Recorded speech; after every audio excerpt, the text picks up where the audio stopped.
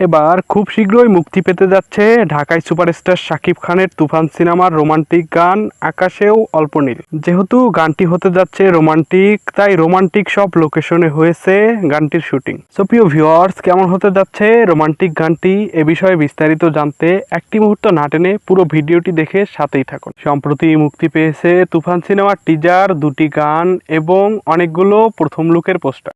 তবে তুফান সিনেমাটি মুক্তির খুব সন্নিকটে থাকলেও এখন পর্যন্ত প্রকাশ হয়নি সিনেমাটির ট্রেইলার। তবে এবার খুব শীঘ্রই প্রকাশ পেতে যাচ্ছে আকাশেও অল্প নীল নামক রোমান্টিক গান।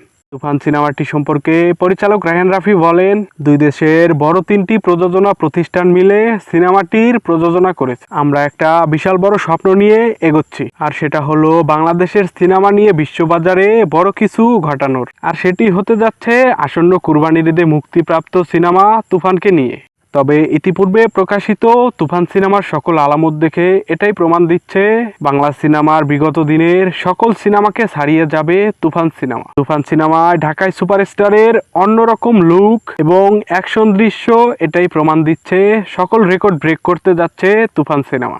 সো প্রিয় ভিউয়ার্স, শাকিব খানের তুফান সিনেমা নিয়ে আপনাদের মতামত কি অবশ্যই কমেন্ট করে জানিয়ে দিবেন। ধন্যবাদ।